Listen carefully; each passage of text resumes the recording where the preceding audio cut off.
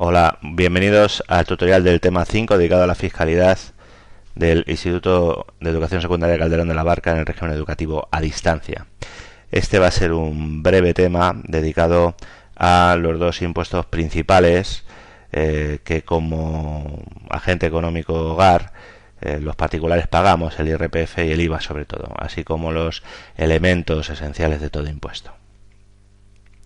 Bien, vemos aquí los ingresos fiscales que tiene la Hacienda y que en la mayoría, en el inmenso porcentaje de los mismos, más de un 95%, viene a cargo de los impuestos. El impuesto es un pago sin contraprestación directa, es un pago a la administración pública realizado sin contraprestación, ¿de acuerdo?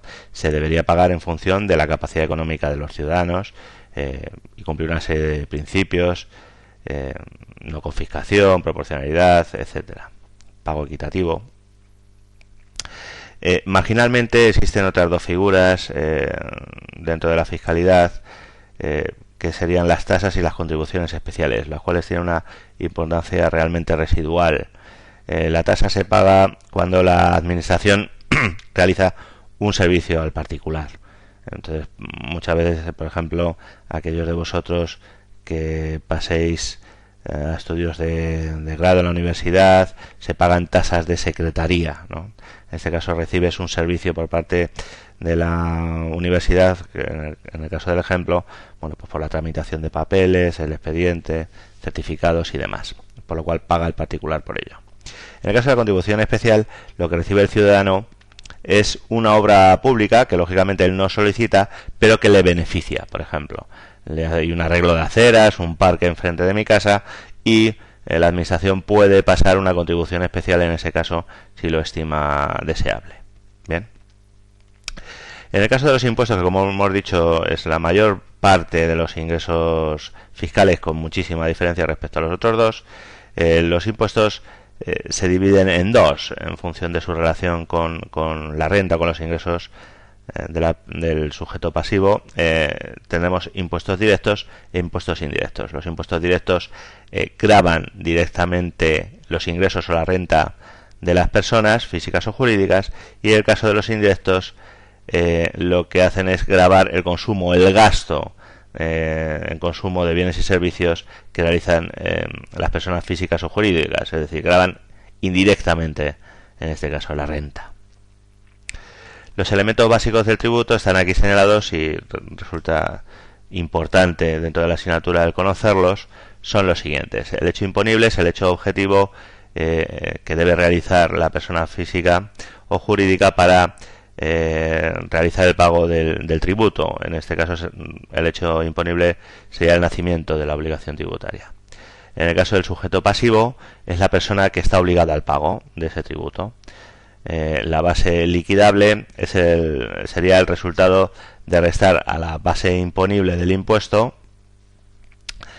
aquellas reducciones que se vengan estableciendo por la ley. ¿Qué es la base imponible? Cuando decimos base imponible es la cuantificación del hecho imponible. Si el hecho imponible, por ejemplo, en el caso del IVA que veremos a continuación, es adquirir un bien o servicio. Por ejemplo, me compro una lata de Coca-Cola. Pues bien, la base imponible sería el precio de la lata de Coca-Cola. Si sobre esa base imponible se hubiese, que no lo hay en el caso del IVA, algún tipo de reducción, pues diferenciaríamos base imponible menos las reducciones sobre la base liquidable. No deducciones, sino reducciones sobre la base. En el caso del IRPF, por ejemplo, sí que hay una diferencia. El hecho imponible sería la obtención de renta, la base imponible sería la cantidad de ingresos que he tenido a lo largo de ese año, y luego sí que se me aplica una reducción, pues por ejemplo el pago de una cuota a un colegio profesional, por ejemplo, o a un sindicato, y una vez que reduzco sobre mis ingresos esas cuotas, obtengo el concepto de base liquidable. Bien, a esa base liquidable le aplico un tipo impositivo, un tipo de gravamen, que es el porcentaje por el cual vamos a multiplicar la base para llegar a determinar el importe, lo que tengo que pagar, la cuota que tengo que pagar por el impuesto. Bueno, pues el tipo de gravamen en el caso del IVA, reducido, el normal, el superreducido, o el tipo de gravamen en el caso del IRPF, es lo que el porcentaje que Hacienda aplica a mi renta en función de mis ingresos para calcular lo que tengo que pagar. Bien, una vez que aplicamos el tipo de gravamen, el porcentaje sobre la base liquidable, obtenemos la cuota tributaria. ¿De acuerdo? Sobre esta cuota tributaria se pueden aplicar nuevas deducciones. Por ejemplo, en el caso del IRPF, sobre la cuota tributaria se aplican deducciones bueno, pues por el tener a menores a cargo del particular o cualquier otro tipo de deducción, inversiones en obras de arte y demás, con lo cual diferenciamos la cuota tributaria de la cuota líquida. La cuota tributaria menos esas deducciones que hemos contemplado sería la cuota líquida. Sería el resultado, entonces la cuota líquida sería el resultado de restar a la cuota íntegra las deducciones que me permite la ley. Bien, una vez que estamos en la cuota líquida, en el caso del IRPF, por ejemplo, si quitamos o restamos lo que ya previamente hemos pagado, mes a mes en nuestra nómina se nos ha retenido como pago de IRPF, llegamos al concepto final de cuota diferencial o deuda tributaria. Es decir, sobre la cuota líquida, que es lo que yo tengo que pagar a Hacienda, resto lo que he pagado mes tras mes, que se me ha deducido en mis nóminas, y esa cantidad puede ser positiva o puede ser negativa. Es decir, si mi cuota supera a lo que yo ya he adelantado a Hacienda en concepto de ese pago mes tras mes en mi nómina como un porcentaje detraído de mis ingresos de mi nómina, si es mayor la cuota líquida, como digo, que esas cantidades, el resultado será positivo y tendré que abonar a Hacienda en la cantidad, la diferencia que resulte.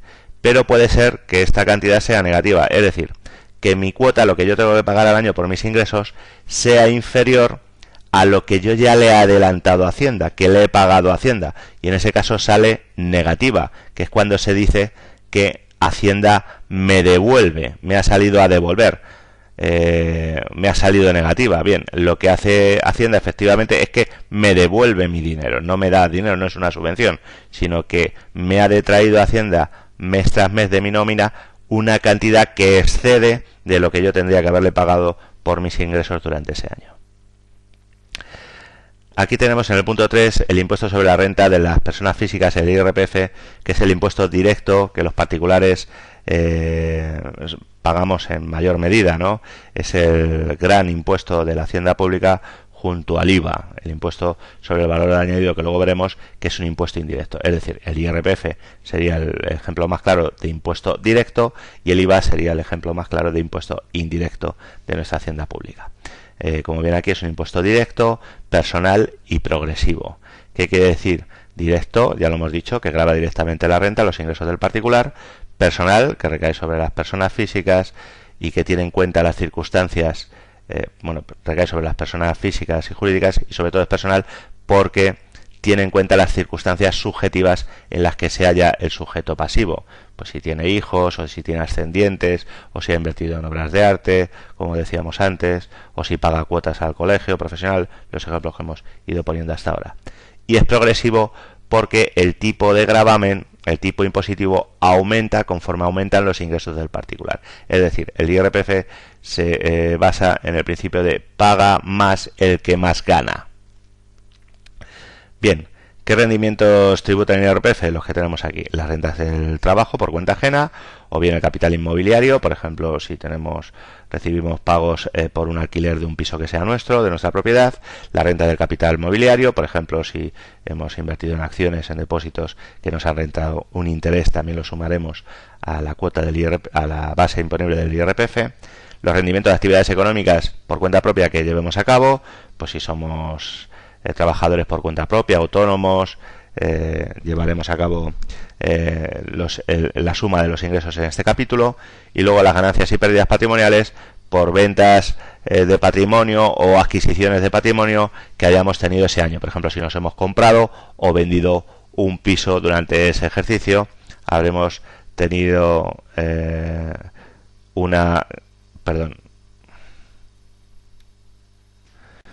Y por último, las ganancias y pérdidas patrimoniales que vendrían dado por ejemplo, si vendo un piso que es de mi propiedad, puedo haber obtenido en esa venta una ganancia o una pérdida en mi patrimonio que tributaría también ese año, ese ejercicio, dentro de la suma de mis ingresos, dentro de la base imponible del impuesto sobre la renta de las personas físicas o IRPF. Bien, aquí tenéis los rendimientos de actividades económicas que pueden tributar en un régimen de estimación directa o bien estimación objetiva más simplificado, más sencillo, que se viene a denominar por módulos, ¿no? En el cual la Hacienda Pública establece una serie de módulos por número de trabajadores, superficie, que lo que hace es que simplifica el cálculo de la cuota por parte de los trabajadores por cuenta ajena. Bien, aquí tenemos lo que es la diferenciación de impuestos en función de su relación con el tipo impositivo. Entonces se denominan impuestos progresivos aquellos que aumenta el porcentaje cuando aumenta la cantidad a pagar, y esto es lo que es el IRPF que hemos dicho. Podría ser proporcional en el caso de que ese tipo impositivo de gravamen quedase siempre igual, cualquiera que sea la base imponible, o bien el impuesto regresivo, que no está permitido en nuestro ordenamiento jurídico, sería que disminuiría el tipo de gravamen conforme más rentas tuviese, ¿no? Tenemos aquí otros dos ejemplos de impuestos importantes dentro de nuestra Hacienda, como son el impuesto sobre sociedades y el IVA. En el caso del impuesto de sociedades sería el equivalente al IRPF para el caso de las personas jurídicas, las empresas en este caso. Es un impuesto también directo, es un impuesto personal que grava la renta, pero que han obtenido en este caso las empresas, las sociedades mercantiles. El cálculo del rendimiento sería la diferencia entre restar los ingresos que tiene la empresa computables menos los gastos deducibles, aquellos que han sido necesarios para la obtención de estos ingresos. Bien, los tipos impositivos que se señalan en el presente tema es un 30% con carácter general y un 20% en casos de otro tipo de empresas. Por último vemos el impuesto principal entre los indirectos, el impuesto sobre el valor añadido, un impuesto indirecto, es decir, que grava el consumo, como hemos dicho, el gasto y no los ingresos, y que recae por la adquisición de bienes y servicios o la importación de los mismos de otros países. ¿Quién es el sujeto pasivo? El sujeto pasivo de este impuesto es el particular que adquiere la persona física, perdón, en particular no, la persona física o jurídica que adquiere ese bien o servicio. Pero lo que ocurre aquí es que las empresas hacen como de intermediarios con la administración. Es decir, nosotros pagamos el impuesto cuando compramos la lata de Coca-Cola, pagamos el IVA, pero el que ingresa ese IVA temporalmente es la empresa, el empresario. ¿Qué hace el empresario? Trimestralmente hace una declaración con Hacienda y lo que hace es decir, bueno, este IVA es repercutido, pero antes de darte este IVA que yo he cobrado de mis particulares y que es de Hacienda, deberé deducir aquel otro IVA que yo he soportado, es decir, todas aquellas compras que yo he realizado, la cantidad al final a pagar a Hacienda será el IVA que ha soportado menos el IVA que ha repercutido el empresario, será la diferencia, que puede ser positiva o negativa con Hacienda. Vemos aquí un ejemplo de cálculo de IVA. Tenemos aquí la cuota, sería la base imponible, lo que me cuesta la lata de refresco. Estoy haciendo mucha publicidad, en este caso una marca de refresco, no me había dado cuenta. Lo que me cuesta la marca de refresco por el tipo impositivo, en este caso el general el 21%. Entonces tengo un precio final, la base imponible, la lata de lo que me cuesta la lata del refresco, más la cuota de IVA que he pagado, es decir, el 21%, pongamos que es un euro. Un euro cuesta la lata, el 21% de un euro serían 21 céntimos, lo que yo pago de cuota. ¿Cuánto me va a costar la lata? El precio final será un euro con 21 céntimos.